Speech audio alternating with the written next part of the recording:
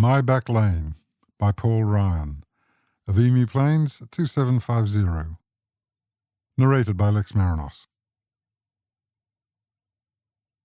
"Pull us out!" shouted Mrs. Bradford from back gate.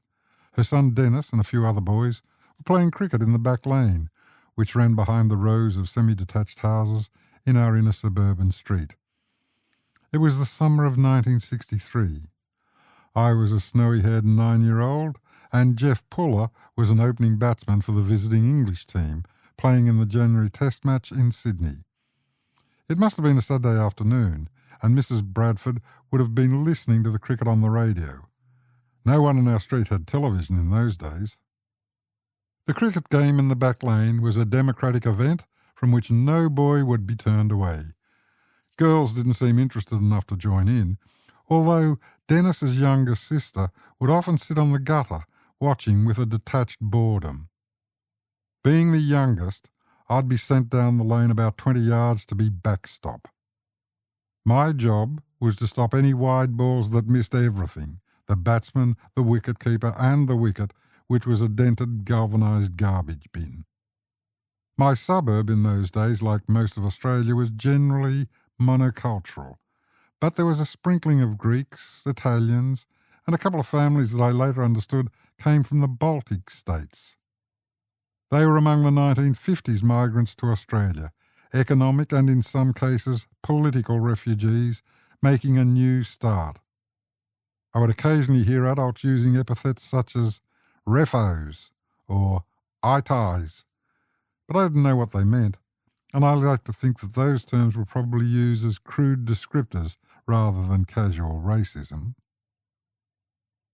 In the back lane, though, we were just mates, a diverse gang that came together because we liked cricket. George was the Greek boy, who had little idea of how to play a straight bat, nor could he bowl with a straight arm, although no one would call him out for chucking. George's family lived 3 doors up, and you could hear Greek music playing from their record player, their front door always open as you walked past.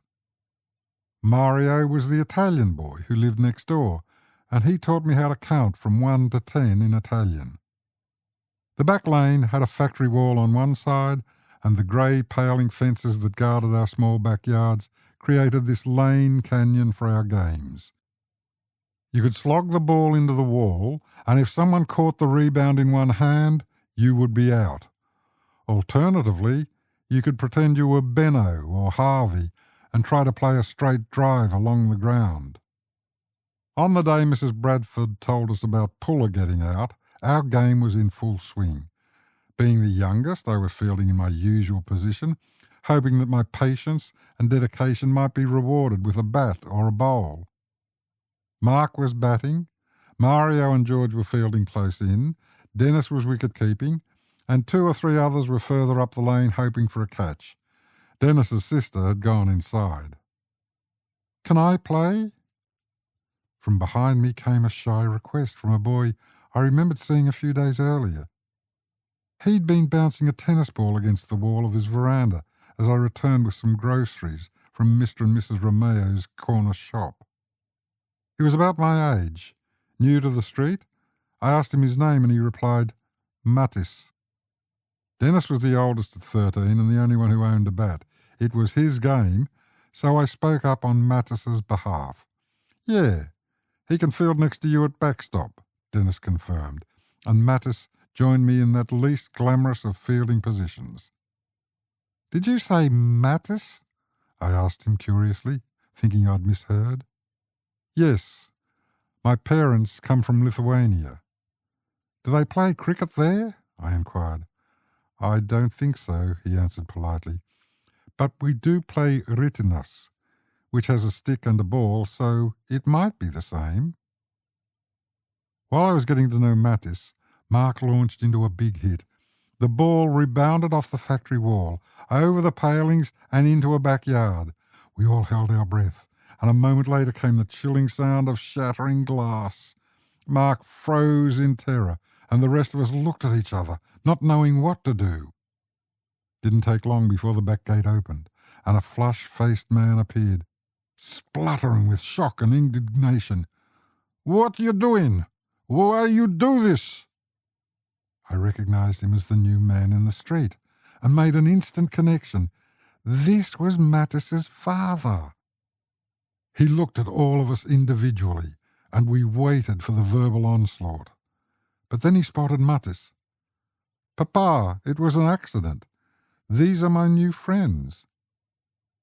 In those few moments the man changed. Perhaps he saw his younger self in his son.